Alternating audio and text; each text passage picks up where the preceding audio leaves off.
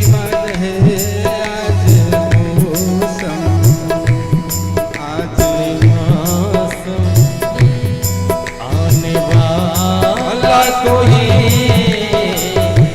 आने वाला कोई आज तूफान है, कोई तूफान है आज मौसम, आज मौसम बड़ा बेईमान है आज मौसम।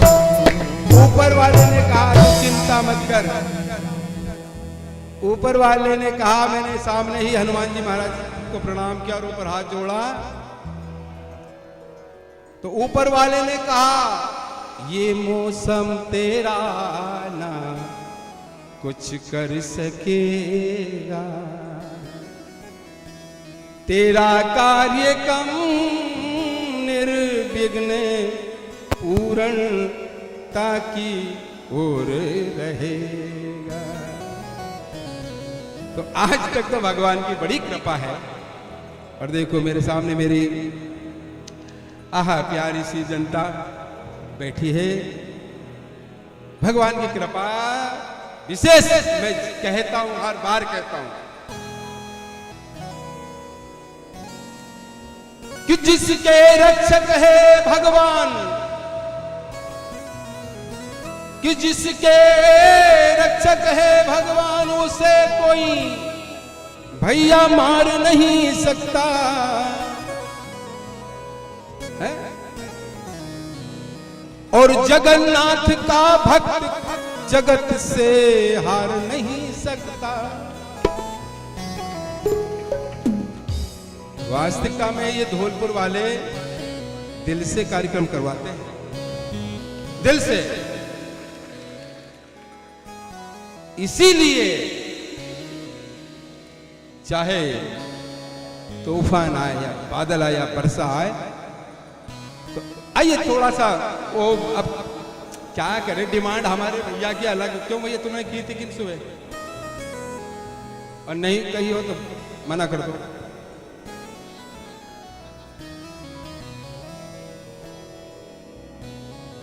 अब कल एक कोई सज्जन कह रहे थे कि महाराज अब डिमांड पे भी चलने लगे। पहले तो हमारे यहाँ रामलीला में वो 500 रुपए से यह गाना कट, मुझे मिर्ची लगी तो मैं क्या करूं। आप ये 1000 मैं तो रास्ते से जा रहा था, और उन्होंने कहा 1500 से गाना कट। मैंने ऋषि में भी देखा है, रामलीला होती थी अर्चना गांव में भी, और गाडरापुर और बिच्छापुर और आसपास शिवपुर वो लाते थे। गजराज सिंह था एक, गजराज इधर का छिपानेर का,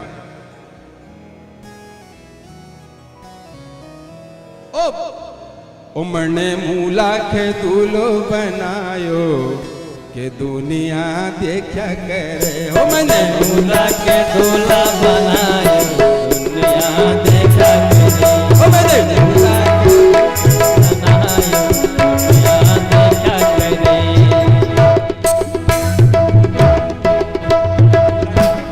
पूरा नहीं बोल रहा है, इसलिए मेरे बहन भाई वो तो फरमाइश होती थी। अब किसी ने कुछ कहा, अब मैं कहूं यहाँ तो लोगों ने कुछ देखो, त्रेता युग में भी कुछ थे, द्वापर में भी है रहे, सतयुग में भी थे, तो भाई कल युग के तो लोग कहीं जाएंगे नहीं।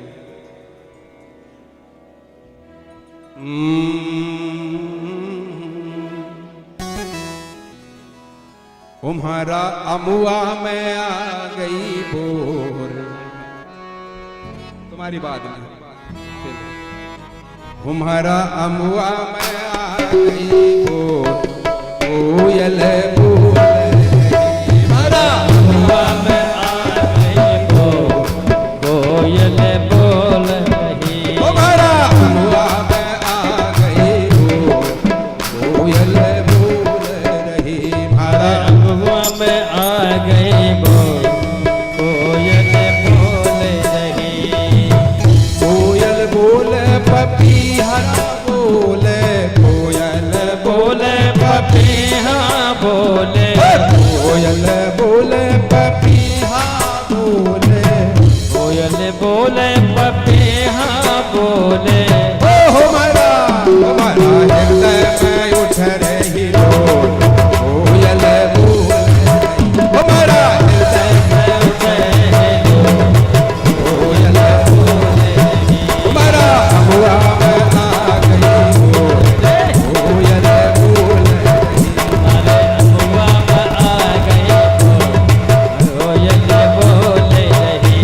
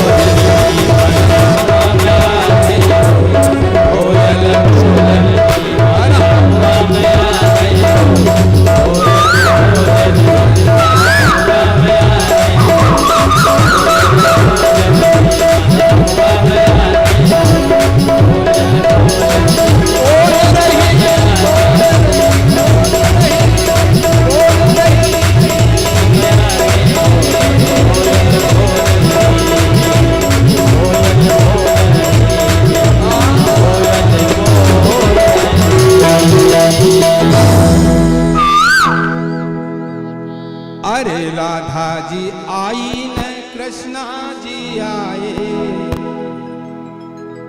और मीठी मीठी पाकी पाकी अमिया खावे,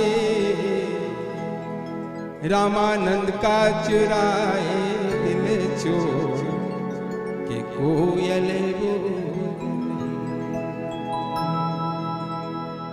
मारा अमुआ में आ गई बोल के कोयल बोले। करणी सेना की समस्त कार्यकर्ताओं को, अध्यक्ष को बहुत बहुत साधुवाद, है ना।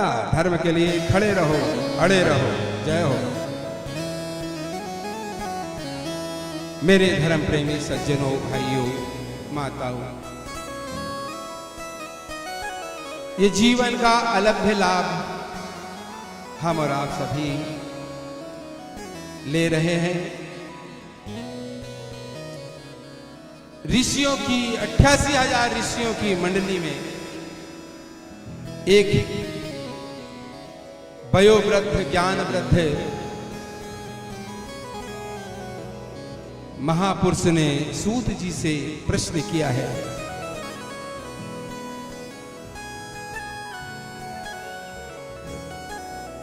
और प्रश्न किया कि महाराज,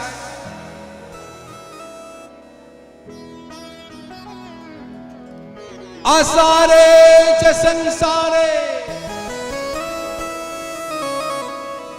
असारे संसारे विषय विषसंगा कुलधिया, क्षणार्धम क्षेमार्थम पीवत भागवत रस मालयम,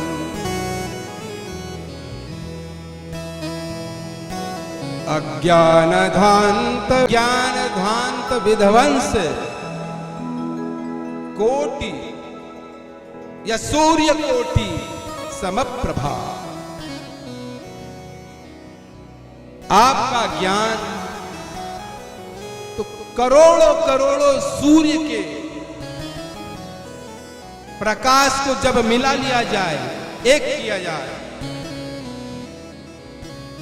तब भी वो है आपके ज्ञान की बराबरी नहीं कर सकता। इसलिए अज्ञान ध्वांत विध्वंस,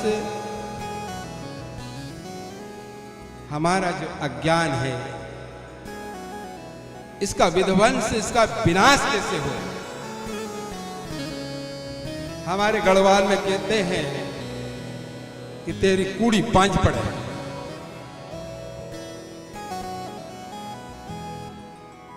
गढ़वाली भाषा में कहते तेरी कूड़ी पांच कह रहे मास्तो।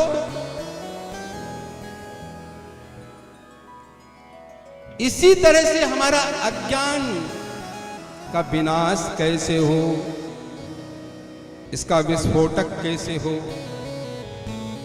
क्योंकि महाराज असारे च संसारे विषय विषसंगा कुल धिया, इस संसार में कोई चीज ऐसी बताओ जिसमें सार हो, सार गर्भित हो। तो सूत जी महाराज बड़ी सुंदर चर्चा हमारे लिए करते हैं, और एक एक प्रश्न का उत्तर 88,000 ऋषियों ने जो एक ऋषि को चुना, जैसे धौलपुर वाले भाइयों ने मुझे चुना, इसी तरह से कि आप प्रश्न कीजिए और वो जो महापुरुष बैठे हैं गद्दी पर, वो उसका प्रश्न का उत्तर देंगे और हमारी शंका का समाधान करेंगे। आज 4 रोज हो गए महाराज परीक्षित ने पानी नहीं पिया, जल नहीं पिया, तोयम नहीं, नीर नहीं, ना अन्नाद भवंति भूतानि, अन्न भी नहीं खाया। सुखदेव जी महाराज ने राजा परीक्षित से कहे, राजन आप ने 4 रोज हो गया, मैं देख रहा हूं कि आपने जल भी ग्रहण नहीं किया, और अन्य की तो क्या कहूं। जाओ थोड़ा विश्राम करो। और ये कलकलाट निनाद करती हुई मां गंगा बह रही थी, इसमें से कम से कम 3 अंजलि पानी तो पी लो, कंठ सूख गया होगा। राजा परीक्षित ने कहा, महाराज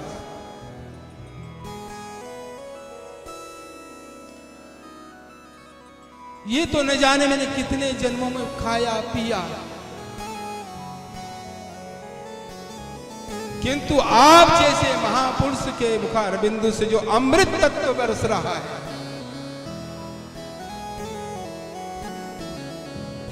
श्रीमद् भागवत महापुराण,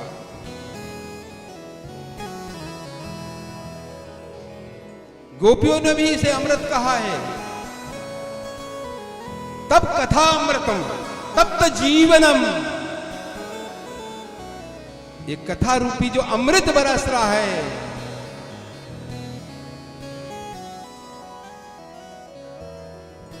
पुनरपि जननम पुनरपि मरणम पुनरपि जननी जठरे शयनम। आहा, बार बार मां के गर्भ में मैं आया, बार बार गया, आया गया आया गया, न जाने 84 लाख योनि ग्रंथों ने बताई है।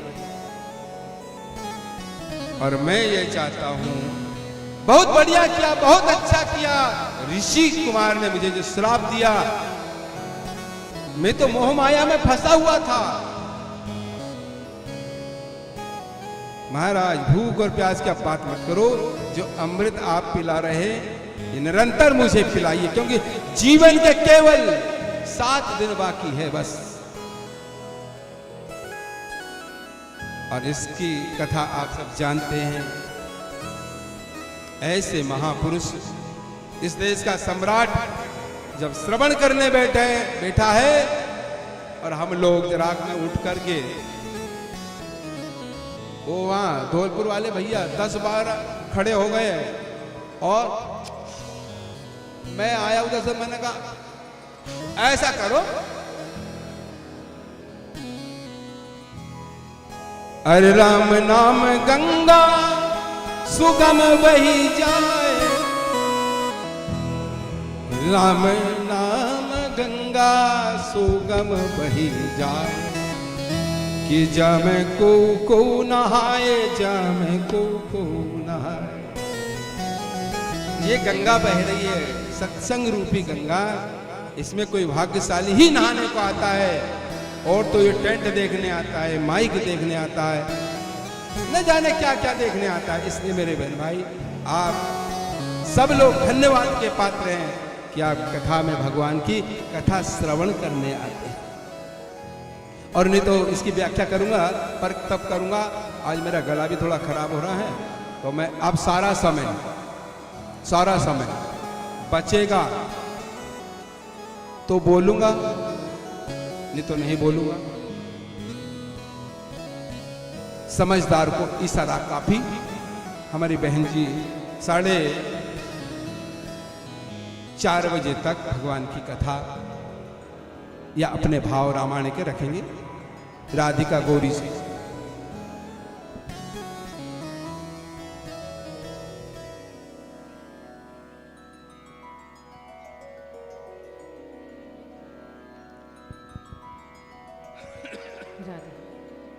राधे राधे राधे राधे राधे राधे राधे राधे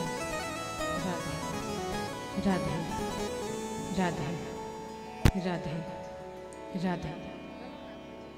अपना नाम पूछ ले रहे,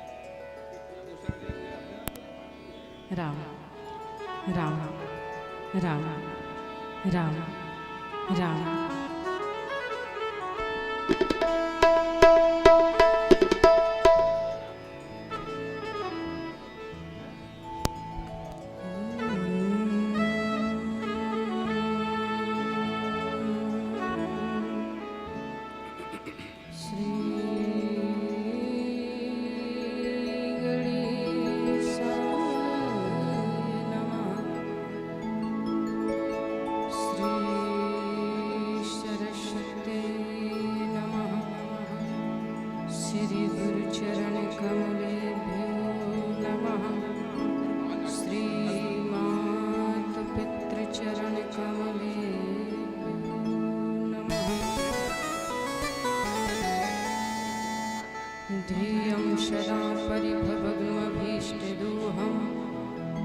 तीर्थास्पदं शिवविरञ्चिनुतं शरण्यं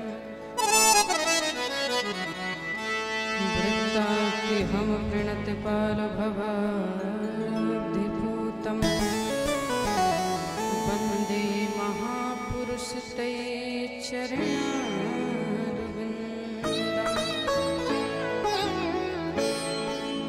वंशीविभूषितकरान्नवनीहृदाभाव श्रीपीताम्बरादरुणबिम्बफलादिधरुष्टा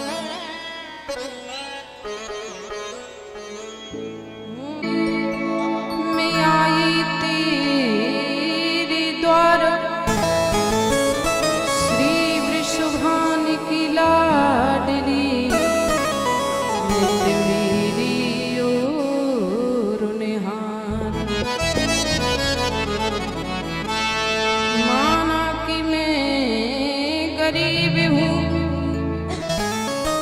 माना कि मैं फकीर हूँ मुझसे न ऐसे रूठिए जैसे मेरा कोई नहीं ना जानूं मैं अर्चन बंदन ना पूजा की रीत तो कछु संकेत मुझे होवे हृदय विभोर मेरो होवे हृदय विभोर बहे अखियन जलधारा कि सब कलिमलि हरण नाम का मिले सहारा कि सब कलिमलि हरण नाम का मिले सहारा। प्रेम से बोलो भक्तवत्सल भगवान की जय हो, श्री राधा रमण सरकार की जय हो, श्री चैतनाथ सरकार की जय हो, श्री तंद्रउआ सरकार की जय हो, श्रीमद् भागवत महापुराण की जय हो, नर्मदा मैया की जय हो, संत समाज की जय हो, भक्त समाज की जय हो, जय जय श्री सीता। आज भगवान की कथा का ब्राह्मण दिवस है। अखिल कोटि ब्रह्मांड नायक श्री अकारण करुणावरणालय भक्त वांछा कल्पतरु ताड़े दुत बनंद श्री पीतांबरधारी श्री राधा रमण बाधा हरण मंगल करण अमलात्मा विमलात्मा परमात्मा निर्गुण निर्विकार निर्शेष जगताधार जागेश्वर जगन्नाथ सर्वेश्वर सर्वाधार सर्वाधिपति जगनियंता जिनकी कृपा दृष्टि से सारा विश्व प्रपंच पालित होता है, ऐसे श्री राधा रमण भगवान के चरणों में प्रणाम करती हुई मेरी आराध्य अखिलेश्वरी भुवनेश्वरी जगजीवनी जगुद्धारिणी जनक तनिया भूमजा राज हंसनी त्रिपुर सुंदरी राज राजेश्वरी मां मैथिली के चरणों का आश्रय लेती हुई अनाथों के नाथ मेरे नाथ बाबा विश्वनाथ के पादारविंद अनंता अनंत बलवंत श्री अंजनानंदन मारुति नंदन असुर निकंदन भवभय भंजन की श्री नंदन पराक्रम के प्रयागराज श्री हेमंत लाल के पादारविंद सतगुरुदेव भगवान सिद्ध गुरु महाराज इस प्रांगण के इस जगह के इस ग्राम के दृश्य व दृश्य सभी देवी देवताओं के चरणों में प्रणाम करती हुई आपके ही ग्राम के भैया जो मंच का संचालन संभाला करते हैं कमलेश भैया, जिनके मार्गदर्शन से प्रति वर्ष की भांति इस वर्ष भी यह कार्य संपन्नता की ओर है। परम आदरणीय परम सम्मानीय स्वच्छता सरलता सौम्यता की प्रतिमूर्ति संत जी महाराज, परम आदरणीय परम सम्मानीय चित्रकूट की धरा से पधारे शशि भूषण दास जी महाराज को प्रणाम करती हुई मंचस्थ विराजमान विद्युत जन जो कड़ी से कड़ी जोड़ने का कार्य किया, जो अभी महाराज जी भी कह रहे थे और मैं 6 दिन में कभी नहीं कह पाई। गुड्डू भैया इन्होंने मुझे पिछले 2 वर्ष पहले संपर्क किया था, तब भी मैं नहीं आई। उसके बाद अगली बार भी मेरी महाराज जी से बात हो गई कि श्रीमद् भागवत कथा करनी है, उसके बाद भी मैं नहीं आ पाई। इसके लिए केवल मैं इतना कहूँगी कि दाने दाने पर खाने वाले का नाम होता है। शायद मेरा दाना पानी यहाँ नहीं था, इसलिए मैं विगत 2 वर्षों से नहीं आ पाई और इस वर्ष आई। भगवान की कृपा। समस्त श्रोता सज्जन, सीता जैसी उदारता रखने वाली, सुमित्रा मैया जैसा धैर्य रखने वाली, अनसुईया मैया जैसा पातिव्रत धर्म का पालन करने वाली, राधा जैसा प्रेम देने वाली, मदालसा जैसी शिक्षा देने वाली समस्त मातृशक्तियाँ, भिन्न भिन्न रीति रिवाजों में पले सभी श्रोता सज्जन, सत्य की वसुंधरा पर तैरने वाले नन्हे मुन्ने बाल गोपाल, तो सभी की आत्मा में बैठे हुए परमात्मा को निहारते हुए सिया राममय सब जग जानी और करहु प्रणाम जोर जुग पानी। तो आए, जो दुनिया की परंपरा है पहले उसका निर्वाहन करें। बात मुझे याद आ रही है, एक बार श्री सूरदास जी महाराज वृंदावन में यमुना के तट पर गए। आप जैसे श्रद्धालु श्रोता बैठे थे। सूरदास जी महाराज ने बड़े लालित्यमय पदों को गाया, बड़े लालित्यमय पदों का गायन किया, भगवान की कथा को सुनाया। और कथा सुनाने के बाद जब सभी श्रोता प्रणाम करके चलने लगे तो सूरदास जी महाराज ने भरे हुए गले से कहा, भैया मैंने तुम्हें कथा सुनाई है, तुमने कथा को सुना है, हम वक्ता हैं और आप श्रोता हो। और नियम ऐसा कहता है कि यदि वक्ता कथा सुनाए तो श्रोता को दक्षिणा देनी चाहिए। आप हमें दक्षिणा नहीं दोगे? तो आप जैसे श्रद्धालु श्रोता बैठे थे, हाथ जोड़ करके कहा, भैया क्या दक्षिणा लेना चाहते हो? जो चाहो आप मांग लो। नेत्रों में आंसू भर करके सूरदास जी महाराज ने कहा, भैया जो हम मांगेंगे वो दोगे? तो श्रोताओं ने कहा कि आप मांग कर तो देखें। और उसी समय सूरदास जी महाराज ने अपनी झोली को आगे फैलाया और कहा, भैया हमने तुम्हें कथा सुनाई है, उसके बदले केवल हमें इतना दे दो कि आपके जो पाप है ना, वो पाप हमें अपनी दक्षिणा में दे दो, पाप दक्षिणा में दे दो। तो सभी श्रोताओं ने कहा कि महाराज दुनिया के लोग चाहते हैं कि मेरे पाप नष्ट हो जाए, और आप कैसे वक्ता हो कि पाप मांग रहे हो? तो सूरदास जी महाराज ने भरे हुए गले से कहा, श्रोताओं मेरे पूर्व जन्म के पाप थे, मेरे पूर्व जन्म के पाप थे, उन पापों की वजह से मैं अंधा बना, मैं सूरदास बना। मुझे एक हानि हुई कि मैं संसार को देख नहीं पाया। मैं अंधा बना तो मुझे एक हानि हुई कि मैं संसार को देख नहीं पाया। लेकिन श्रोताओं मुझे एक लाभ भी हुआ कि मैंने संसार को ना छुट देख करके, मैंने जगत को ना देख करके हृदय की आंखों से जगदीश को देखा है।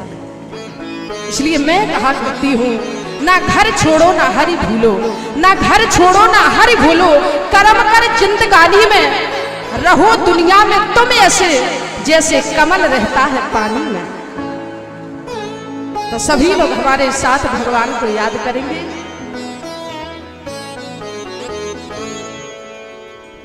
करते रहोगे भजन धीरे धीरे, भजन धीरे धीरे, तुम मिल जाएगा वो, मिल जाएगा वो सजन धीरे धीरे।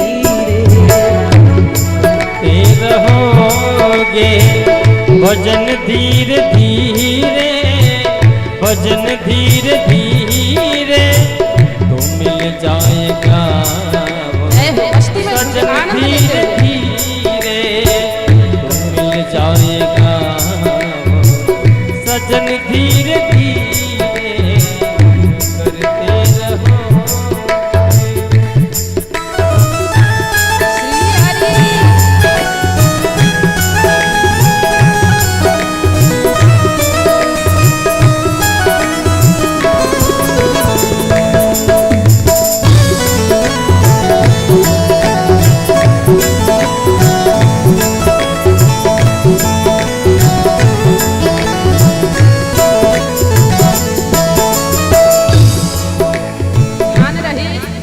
सबका सजन तो भगवान है, असली पति तो भगवान है। आपने भागवत में व्यास जी से सुना, गोपियों ने कहा महाराज अभी तक तो हम मिट्टी के पतियों का पूजन कर रहे थे, जब असली जगतपति सामने है तो फिर हम मिट्टी के पतियों का पूजन क्यों करें? तो किसी संत ने बड़ा सुंदर भाव लिखा, अगर उनसे मिलने की दिल में तमन्ना, अगर उनसे मिलने की दिल में तमन्ना, अगर उनसे मिलने की दिल में तमन्ना, अगर उनसे मिलने की दिल में तमन्ना, दिल में तमन्ना, दिल में तमन्ना, करते रहोगे, करते रहोगे, जतन धीरे धीरे, जतन धीरे धीरे, मिल जाएगा वो, मिल जाएगा वो, सजन धीरे धीरे, रहोगे भजन धीरे धीरे, भजन धीरे धीरे, तो मिल जाएगा सजन धीरे धीरे, तो मिल जाएगा सजन धीरे धीरे। राग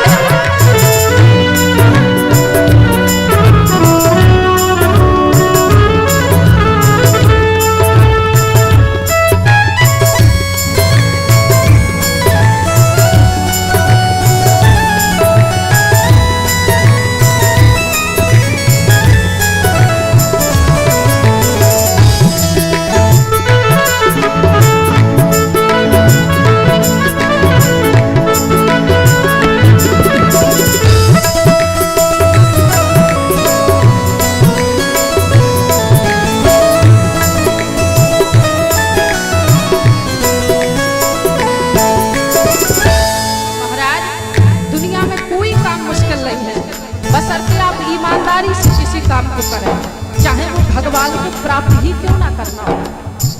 तो उस संत ने बड़ा सुंदर भाव दिया,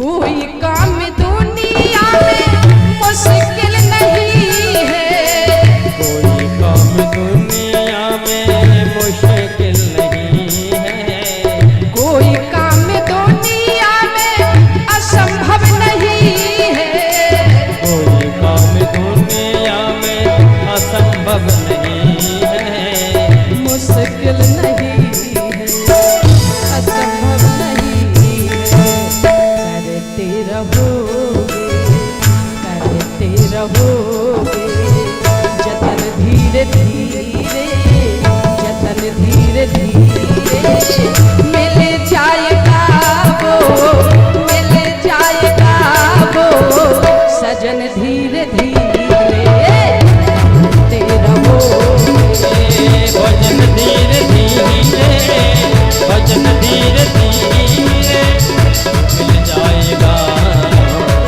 सजन धीरे धीरे, सजन धीरे धीरे, भजन धीरे धीरे, भजन धीरे धीरे, वो मिल जाएगा सजन धीरे धीरे, वो मिल जाएगा सजन धीरे धीरे। ये भक्तवत्सल भगवान की जय हो। बड़ी प्यारी कथा आज आपने सुनी। कृष्णा शासित सखा कश्चित ब्राह्मणों ब्रह्म वित्त वहा विरक्ति इंद्रियार्थेषु प्रशांत आत्मा जितेंद्रिया। जरूरी नहीं जो ब्राह्मण हो वो विरक्त हो, वो जो विरक्त हो वो ब्राह्मण हो। कैसे मित्र हैं आज के मित्र यदि बताऊं कि सुख में बनती मित्र जो, ऐसी मित्र अनेक, साथी हो जो दुख का वह लाखों में एक। कि मित्रता न ऐसा रिश्ता है जब जी चाहे तब जोड़ लिया, मिट्टी का नहीं खिलौना है जो खेल खेल में तोड़ दिया। जी कृष्ण जरा भैया जी, कृष्ण और सुदामा ऐसे मित्र हैं। बोले एक मित्र ऐसा है कि जिसकी चरणों में जो पादकाएं हैं वो भी हीरे से जड़ी हुई हैं, लेकिन एक मित्र ऐसा है कि जिस पर साबुत वस्त्र तक नहीं है। लेकिन ये द्वापर के मित्र हैं प्यारे। एक ने केवल कहा कि मैं याचक व्रत निभाऊंगा, चाहे मेरा पूरा जीवन गरीबी में निकल जाए, लेकिन कभी मैं भगवान से झोली फैला करके मांगूंगा नहीं। तो सुदामा जी जब कहते हैं तो क्या कहते हैं, मुझे मेरे मालिक बहुत कुछ दिया है, तेरा शुक्रिया है, तेरा शुक्रिया है। और हम और आप क्या कहते हैं, ईमानदारी से बताना, बेटी की जॉब लग जाए, मकान बन जाए, दुकान चल जाए, लेकिन ये वो मित्र हैं जिसके घर में बेटियां हैं, गरीबी है, लेकिन कभी झोली फैला करके भगवान से भी नहीं मांगा। और मैं तो एक बात कहा करती हूँ, भगवान किसी को बेटियां दे तो गरीबी ना दे, और गरीबी दे तो बेटियां ना दे। ये गरीबी बहुत बड़ा अभिशाप है प्यारे। गरीबी में अपनों के भी दरवाजे बंद हो जाते हैं। ऐसी कथा को आपने महाराज जी से श्रवण किया, वो बहुत सुंदर सुनाते, पर समय का अभाव था। महाराज आज रुक्मणी मंगल हुआ और कल राम जी ने धनुष का भंजन किया। मैं प्राय एक बात कहा करती हूँ, क्यों ये कार्यक्रम कराए जाते हैं, क्यों हर वर्ष प्रति वर्ष की भांति तुम इतना पैसा खर्च करते हो, क्यों प्रति वर्ष की भांति हम लोगों को बुलाया करते हो, महाराज जी जैसी विद्वानों को बुलाया करते हो। यदि मेरा मानना है तो केवल इतना सा है कि हम भूलने ना पाए हमारे राम कैसे थे, हम भूलने ना पाए हमारे भरत कैसे थे, हम भूलने ना पाए हमारे कन्हैया ने क्या किया, हम भूलने ना पाए हमारे बलराम भैया ने क्या किया। हम अपनी परंपराओं को भूलने ना पाए, शायद इसलिए कार्यक्रम कराए जाते हैं। आज बारात लेकर के बोले महाराज, जिस समय चक्रवर्ती सम्राट राजा दशरथ आए, आपके यहाँ पता नहीं वो रस्म होती है कि नहीं, लेकिन हमारे यहाँ होती है। जब बेटी के पीले हाथ किए जाते हैं तो पीले हाथ होने के पहले बेटी सुहाग मांगने के लिए जाती है, और जब सुहाग मांगने के लिए जाती है और वो बेटी सुहाग मांग करके आती है, उसके हाथों में विवाह की मेहंदी लगी है, उसके हाथों में विवाह के कंकन बंधे हैं, सुहाग का जोड़ा पहने हुए है, मावर लगा हुआ है पैरों में, पायल पहने हुई है। और बोले महाराज, जिस समय मंडप के नीचे बिठाया जाता है, ब्राह्मण देवता मंत्र पढ़ते हैं, और जब मंत्र पढ़ते हैं, बेटी के हाथ पीले करते हैं, तो ब्राह्मण मंत्रों के माध्यम से कहता है कि तुम अपनी बेटी के चरणों में प्रणाम करो। बोले पिता एक बार सर रख करके प्रणाम करता है, वह विप्र देवता कहता है तुम अपनी बेटी के चरणों में प्रणाम करो, दूसरी बार सर रख करके प्रणाम करता है, और तीसरी बार कहता है कि तुम अपनी बेटी के चरणों में प्रणाम करो, और अपनी बेटी के चरणों में सर रख करके प्रणाम करो, और प्रणाम करने के बाद कहो, देवी जो ऋण था उस ऋण की वजह से तुम मेरे घर मेरी बेटी बन करके आई हो, और आज मैं तुम्हारे चरणों में सर रख करके प्रणाम कर रहा हूँ। गौरी गणेश को साक्षी बना करके कह रहा हूँ कि आज से मैं तुम्हारे ऋण से उर्ण हो गया हूँ, आज से मैं तुम्हारे ऋण से उर्ण हो गया हूँ। शायद ही मंडप के नीचे कोई ऐसा पत्थर हृदय व्यक्ति बैठा हो कि जो रोए नहीं, ना तर महाराज पाषाण से पाषाण हृदय भी पिघल जाता है, हर व्यक्ति उस समय रोने लगता है। और वह ब्राह्मण देवता बेटी से कहता है कि अपने दोनों हाथों से आशीर्वाद अपने पिता को दो, और पिता के सर पर हाथ रख करके कहो कि जाओ, आज से मैंने तुम्हें अपने ऋण से उर्ण कर दिया है। बोले महाराज, जब महाराज जनक कन्यादान कर रहे हैं, वाल्मीकि रामायण में वर्णन मिलता है कि चक्रवर्ती सम्राट राजा दशरथ दूर बैठे हैं, और बैठे बैठे इस दृश्य को देख रहे हैं, और नेत्रों से आंसू बहा रहे हैं, रो रहे हैं। जब इस दृश्य को देखा कि चक्रवर्ती सम्राट राजा दशरथ रो रहे हैं, मिथिलेश के किसी मिथिलापुर के किसी व्यक्ति ने जाकर के कहा, महाराज जनक, तुम यहाँ पर बेटी का कन्यादान करने में लगे हो, उधर तुम्हारे समधी राजा दशरथ रोए जा रहे हैं। आज महाराज जनक ने दौड़ लगा दी और दौड़ लगाते हुए कहा, क्या हमसे कोई गलती हो गई है? क्या हमसे कोई गलती बन गई है कि उस गलती की वजह से आप रो रहे हो, आप रोए जा रहे हो? तो बोले महाराज, उसी सभा में महाराज दशरथ ने कहा, जनक तुमसे कोई गलती नहीं हुई है, आज तुम्हारे सौभाग्य को देख करके हमें रोना आ रहा है। आज तुम्हारे सौभाग्य को देख करके हमें रोना आ रहा है। हम चाहते थे कि राम सीता के चरणों का प्रक्षालन करें, राम के चरणों का प्रक्षालन करें, क्योंकि महाराज जनक, कौन नहीं जानता है कि राम ब्रह्म है और सीता भक्ति है। सीता जगदम्मा है, जगदम्मा जहां अवतरी। कौन नहीं जानता कि राम ब्रह्म है, सीता भक्ति है। लेकिन ये पिता और पुत्र की मर्यादा है, ये ससुर और पुत्र वधू की मर्यादा देख करके रोना आ रहा है। और आज भरे हुए गले से रोते हुए कहा, महाराज जनक, विधे राजा जनक, हम कहते हैं कि तुम बड़े हो गए हो और हम छोटे हो गए हैं। बोले महाराज, ये समधी हैं, ये मानस के समधी हैं। समधी कहती किसे हैं? बोले जिसके विचार सम हो, जिसकी भावनाएं सम हो, जिसकी बुद्धि सम हो, उसे समधी कहा करते हैं।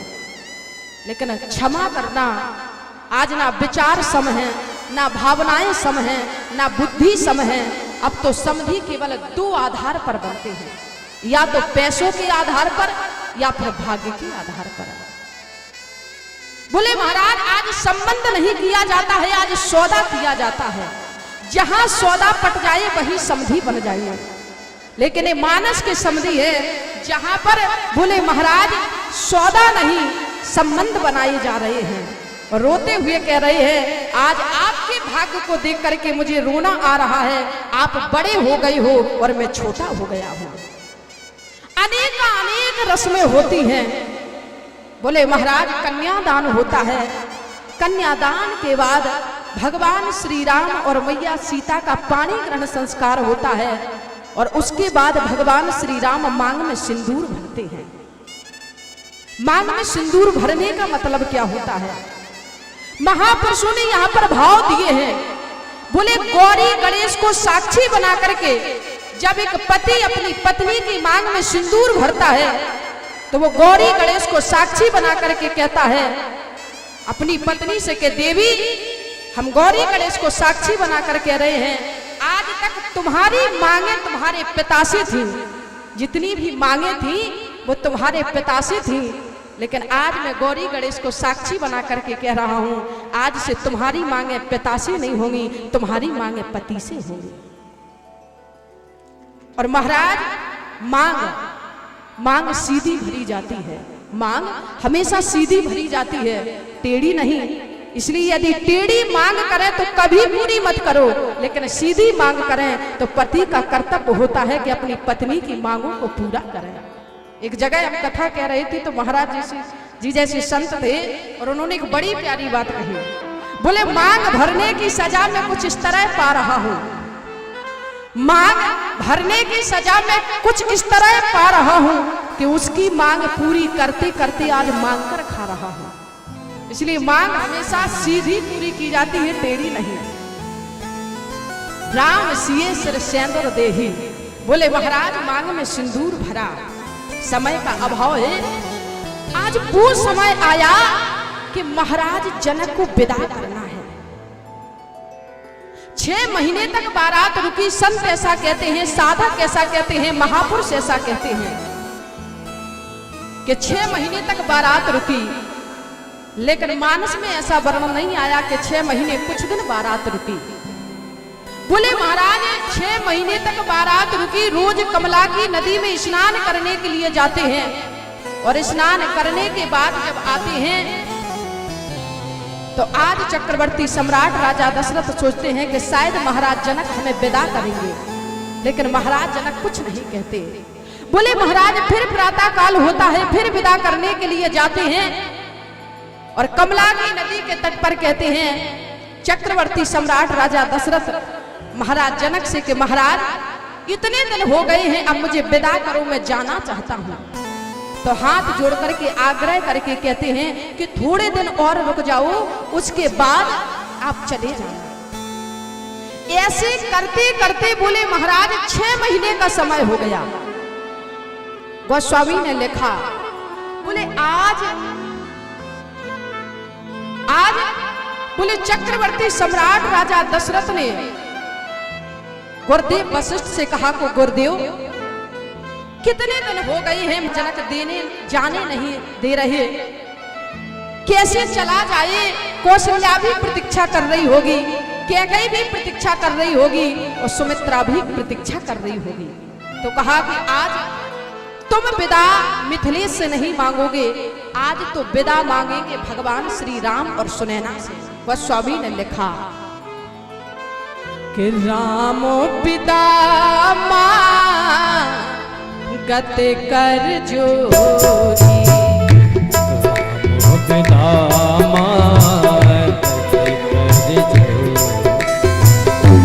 राम विदा मांगत कर जोरी, राम विदा मांगत कर जोरी, राम विदा मांगत कर जोरी, राम विदा मांगत कर जोरी, कीने प्रणाम बहोरे बहोरी, कीने प्रणाम बहोरे बहोरी। बोले महाराज आज गुरुदेव वशिष्ठ ने कहा चक्रवर्ती सम्राट राजा दशरथ आज विदा मांगने के लिए तुम नहीं जाओगे, आज विदा भगवान श्री राम मांगेंगे। किससे मांगेंगे? क्या महाराज जनक से मांगेंगे? बोले महाराज जनक से नहीं, आज विदा महारानी सुनैना से जाकर के भगवान श्री राम मांगेंगे। और बोले जैसे ही भगवान श्री राम मैया सुनैना के पास गए, हाथ जोड़ करके कहा प्यारे मानस की एक एक चौपाई हमें जीवन जीना सिखाती है। ससुराल में है भगवान श्री राम, लेकिन आज ससुराल में भी अपनी सास माता से जब विदा मांग रहे हैं तो कैसे मांग रहे हैं? बोले राम विदा मांगत कर जोरी और कीन प्रणाम बहु। बार बार प्रणाम किया, दोनों हाथों को जोड़ लिया, माँ मुझे विदा दो, हम चलना चाहते हैं। आज सुनैना ने रोते हुए कहा, भरे हुए गले से कहा, राघव पुत्र का सौभाग्य जीवन में नहीं आया, जब दामाद के रूप में तुम मुझे प्राप्त हुए तो ऐसा लगा मानो मुझे पुत्र मिल गया हो। जब दामाद के रूप में तुम मुझे मिले तो ऐसा लगा मानो पुत्र मुझे मिल गया हो। रघुनंदन आज तुम मुझे छोड़ करके चले जाओगे, राघव आज तुम मुझे छोड़ करके चले जाओगे। ये मेरे राम है प्यारे, इनका चरित्र वंदनीय है, इनका चरित्र अद्वितीय है। आज राम ने रोते हुए कहा, माँ जैसे तुम मेरी माँ हो ना, ऐसी एक मेरी बूढ़ी राजमाता कौशल्या भी है, वो भी मेरे आने की बाट देख रही होगी, वो भी सोच रही होगी कि मेरा राम कब आएगा। वाल्मीकि रामायण में वर्णन मिलता है, बोले जो कौशल्या है वो ज्ञान है, जो कैकेयी है वो क्रिया है, जो सुमित्रा है वो बोले महाराज उपासना है। आज रोते हुए कहा, माँ जैसे तुम मेरी माँ हो ना, ऐसी मेरी बूढ़ी राजमाता कौशल्या है, मेरे आने की प्रतीक्षा कर रही होगी, इसलिए मुझे जाने की आज्ञा दो। आपके पास रहते रहते 6 महीने हो गए हैं। आज सुनैना ने कहा, राघव मेरा मन तो नहीं करता कि तुम मुझे छोड़ करके जाओ, लेकिन यदि कहते हो तो मैं रोक भी नहीं सकती, क्योंकि जैसे मैं माँ हूं ना, ऐसी कौशल्या भी तुम्हारी माँ है। और प्यारे आज मिथिला की नगरी में सूर हो गया कि कल प्रातः काल होते ही राम चले जाएंगे, कल प्रातः काल होते ही सीता विदा होकर के चली जाएगी, उर्मिला चली जाएगी, श्रुत कीर्ति चली जाएगी, मांडवी चली जाएगी। आज जिन्हें जनक कहा है, गोस्वामी ने लिखा कि सुख ये सारे का जान की जाए ये सारे का जाने की जाए। सुख ये सारी का जाने की जाए ये सारे का जाने की जाए। सुख ये सारी का जाने की जाए कनक पिंजरन राख पड़ाए कनक पिंजरन राख पड़ाए। आज सुना कि सीता विदा होकर के चली जाएगी। प्यारे, मैं हमेशा एक बात कहा करती हूँ, जो अच्छी बेटियां होती है जब वो विदा होती हैं, घर को छोड़ करके जाती हैं, तो उनके लिए केवल उनके पिता नहीं रोते।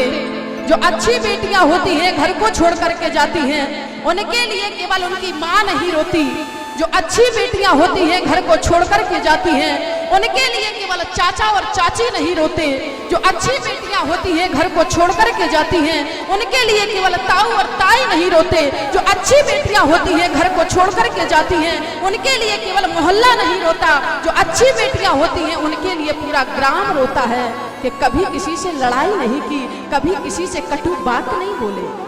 और बाहरे गोस्वामी की कलम का कमाल, बोले केवल चाचा चाची नहीं रो रहे हैं, केवल ताऊ और ताई नहीं रो रही हैं, केवल माँ और बाप नहीं रो रहे हैं, केवल मोहल्ला वाले नहीं रो रहे हैं, केवल ग्राम वाले नहीं रो रहे हैं। बोले आज जब जानकी विदा हो रही है तो बोले महाराज पूरा नगर रो रहा है। और सुख सार का जो तोता और मैना पाले थे, आज वो पक्षी भी रो रहे हैं। जो अच्छी बेटियां होती हैं उनके लिए पशु और पक्षी भी रोते हैं।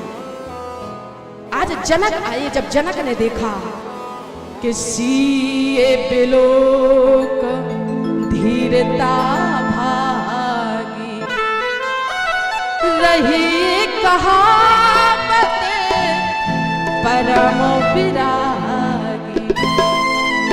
बोले महाराज जिन्हें बैरागी जनक कहा है, जिन्हें विधे जनक कहा है, आज जब सुना कि मेरी बेटी सीता और आकर के कहते हैं कि भैया मेरा पैसा मुझे वापस कर दो, मेरा पैसा मुझे दे दो, तो वो पिता रोकर के कहता है अभी अभी बेटी का विवाह किया है, जेब खाली हो गई है, अब पैसा है नहीं, थोड़े दिन रुक जाओ, उसके बाद मैं आपका पैसा लौटा दूंगा, आपको दे दूंगा।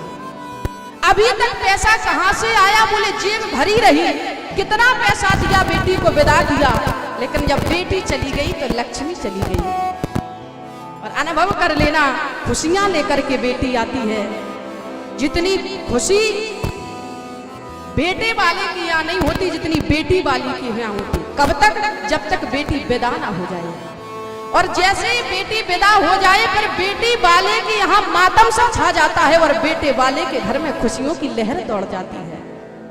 बोले महाराज जो रिश्तेदार आए थे कई वर्षों से रुके हुए थे, जब बेटी विदा हो जाती है तो हाथ जोड़ करके कहते हैं मुझे विदा दो, मैं चलना चाहता हूँ। और वही माँ रो करके कहती है भैया थोड़े दिन और रुक जाओ। तो फिर वो रिश्तेदार कहते हैं अब तुम्हारे घर में खुशियां नहीं मिल रही हैं। बोले अभी तक इतने दिन से रुके थे, खुशियां मिल रही थी, अब नहीं। बोले बेटी चली गई इसलिए खुशियां चली गई। बोले शक्ति, एक पैर से बाप ढूंढता है अपनी बेटी को घर। और बोले महाराज जब विदा कर देता है और विदा करने के बाद कोई आता है और कहता है चलो उस काम को करो, तो वो पिता रो करके कहता है कि भैया अब शरीर में शक्ति नहीं बची है, कितने दिन से एक पैर के बल पर घूम रहा था, काम कर रहा था, फिर रहा था, चक्कर लगाए जा रहा था। बोले अभी तक शक्ति कहां से आ रही थी? अब बेटी चली गई तो शक्ति चली गई। बोले शक्ति, खुशियां, लक्ष्मी, तीन चीजें लेकर के बेटी आती है। और आप अनुभव कर लेना, बेटा आए, बेटी आए, आपकी गोदी में बैठे, तो बेटी जैसे ही आपकी गोदी में बैठेगी तो बोले महाराज करुणा कमड़ आएगी। इस दुनिया में दो बहुत गरीब हैं, एक बेटी एक बैल, हाथ पकड़कर सौंप दे, चल दे परदेसी की गैल। बोले महाराज कैसा जीवन बेटी का रहता है। यदि भैया को एक खिलौना ज्यादा मिल जाए तो लड़ाई करती है, लेकिन उसी बेटी को जब विदा करती है तो एक बार भी सवाल नहीं करती। साधु की भांति सब कुछ त्याग करके केवल जो दे देते हैं उसी को लेकर के घर से निकल जाती है। साधु की भांति सब कुछ सब मेरे भैया का है। और जाते जाते मानो वो बेटी माँ से कहती है, माँ मैं चली जाऊंगी, माँ मैं तेरे आंगन की चिड़िया हूँ, उड़ जाऊंगी, तू ही बता माँ क्या तुझे याद नहीं आऊंगी। किसी ने कहा है, बोले बेटियां चिड़िया होती हैं, बेटियां चिड़िया होती हैं, लेकिन उनके पर नहीं होते। बेटियों के मायके भी होते हैं, बेटियों के ससुराल भी होते हैं, लेकिन बेटियों के कोई घर नहीं होते। कितना भी अच्छा परिवार हो, लेकिन कभी ना कभी किसी ना किसी दिन बेटी को सुनने को मिलता है, माँ ये पराए घर से आई है, इस घर के तौर तरीके जानते नहीं हैं, अभी इसे घुलने मिलने में थोड़ा टाइम लगेगा, समय लगेगा। किसी ना किसी दिन मायके में कोई ना कोई कह देता है, तू क्यों लड़ता है बार बार बहन से, ये पराए घर की है, किसी ना किसी दिन घर को छोड़ करके चली जाएगी। बोले बेटियां चिड़िया होती हैं, लेकिन बेटियों के पर नहीं होते, बेटियों के मायके भी होते हैं, बेटियों के ससुराल भी होते हैं, लेकिन बेटियों के घर नहीं होते हैं। ससुराल वाले कहते हैं पराए घर से आई है, मायके वाले कहते हैं पराए घर जाना है। तू ही बता विधाता इस बेटी को किस घर के लिए बनाया है। बोले महाराज वो बेटी मानो जाते जाते कहती है, माँ तेरे आंगन की चिड़िया हूँ, उड़ जाऊंगी, तू ही बता माँ क्या तुझे याद नहीं आऊंगी। रात के वक्त हरारत होगी, होंठ सूखेंगे, पानी की जरूरत होगी, चुभन तुझे होगी, महसूस मुझे होगा, मैं समझ जाऊंगी, पर तू ही बता माँ क्या तुझे याद नहीं आऊंगी।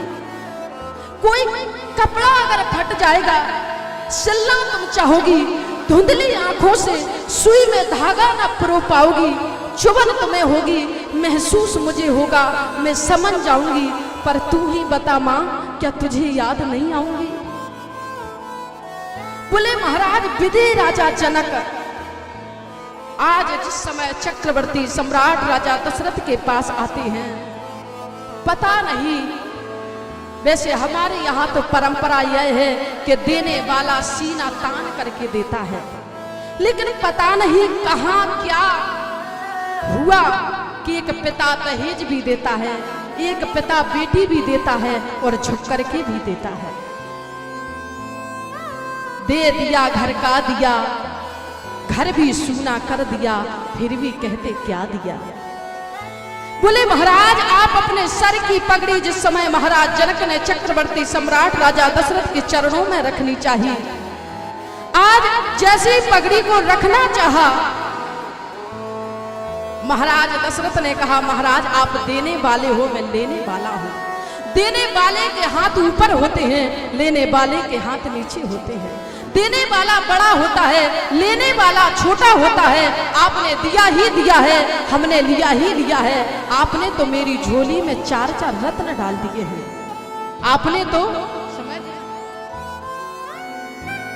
आपने तो मेरी झोली में 4-4 रत्न डाल दिए हैं। और मैं कहता हूं मैं तुम्हारे घर से बहू लेकर नहीं जा रहा हूं, मैं तुम्हारे घर से बेटी लेकर जा रहा हूं। कि सूने हो गई महल बगलियां। बोले महाराज आज वो महल, वो गली, आंगन आज सूने हो गए जिस समय सीता चलने लगी।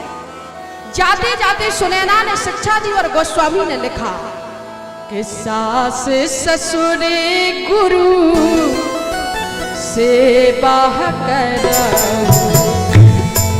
ससुर गुरु ससुर गुरु सेवा करहु, सास ससुर गुरु सेवा करहु, पति रोक लखिया युसयन सरहु,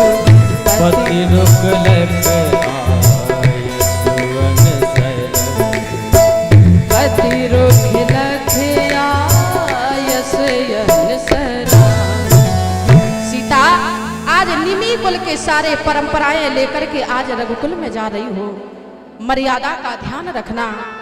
कोई ऐसा काम मत कर देना जिस काम की वजह से, बोलिए भक्तवत्सल भगवान की। हेलो।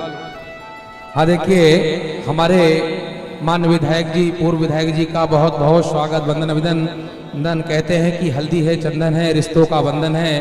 और माननीय संजय शाह जी का और सभी उनके साथी गणों का हार्दिक हार्दिक अभिनंदन है।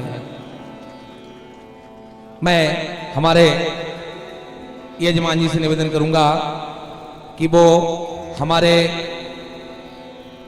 माननीय पूर्व विधायक संजय शाह जी का साफा बांधकर स्वागत करें हमारे यजमान जी,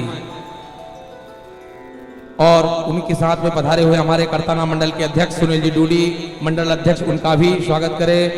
और